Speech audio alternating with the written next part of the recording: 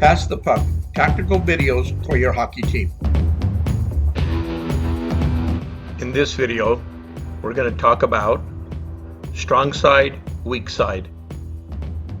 What is the difference between the two? Here you will see that the yellow team is in their defensive zone and the green team is in the attacking zone.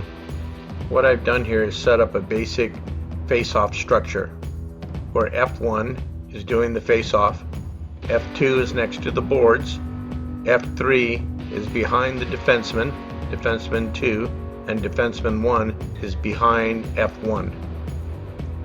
Now the first thing we want to think about is how many players are within the defensive zone. Here you will notice we have 10 players on the ice, 5 yellow, 5 green, and 1 goalie. So how many obstacles are there per player? There are 2 skates and 1 stick blade. So 11 players in the defensive zone times 3 is actually 33 total objects. I removed the 2 goalie skates out of this equation. That leaves a total of 31 objects on the playing surface. That's like having 31 cones on the surface of the ice. So here we're getting ready to drop the puck. In this scenario, F1 has won the draw to F2. I can't tell you how many times I've seen F2 try to skate up the ice between F1 green and F3 green. This is known as coming up the strong side. This means that F2 will have to maneuver through all of these objects coming up the strong side. I teach my players to move the puck towards the weak side. As you see here, F2 is moving the puck behind the net. What is the difference between the two?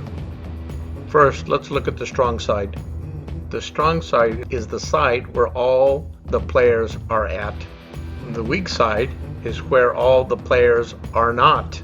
Here we have F1 winning the draw back behind the goal line, behind the net.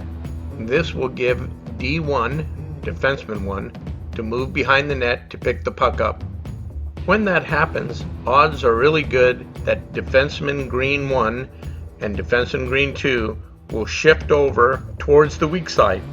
Now, it's very important for F3 yellow to give a little bit of a bump to F2 green, and F2 yellow give a little bump to F3 green. This little bit of a bump allows defenseman 1 to go behind the net and pick up the puck and move towards the weak side. It is very important that F3 move to the boards just next to the hash mark on the circle. Now notice this is all a timing thing. You will see F2 in yellow moving towards the face-off dot. As the attacking green players start to move towards the defenseman behind the net, the defenseman passes to F3 tape to tape. I always recommend tape to tape and not have the defenseman pass the puck along the boards to F3. If this happens, F3 has to pull the puck away from the board and in its skates onto its blade. That eats up at least 2 to 3 seconds. Notice that F1 is starting to curl up next to the face-off dot close to F3. Plus, I like my players, the off wing, which is F2, to overload the zone. During the overloading, I'd like F2 to skate right in front of D2. The purpose for this is for F2 to show D2 green that he's in the breakout. This communication alone will force D2 off the blue line and into the neutral zone.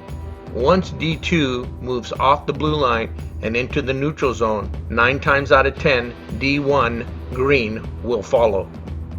This overloading gives F3 against the board the opportunity to have 2 escapes with its pass. One to F1 that's curling up and one to F2 that's overloading the zone. Now, most teams have a breakdown in the breakout process. That breakdown happens between yellow defenseman 1 behind the goal line and forward 3 up against the board. If it's not tape to tape passing, D1 has a tendency to pinch up against F3. If it's not tape to tape, the puck sometimes has a tendency to squirt out, and D1 green gets the puck at the point and throws it back deep into the corner. This alone keeps the team from doing a successful breakout. So in conclusion, it's always better to move the puck to the weak side rather than taking the puck up the strong side. There are too many obstacles to keep you from having a successful breakout. However, you have better opportunity for a successful breakout if you move the puck towards the weak side rather than the strong side.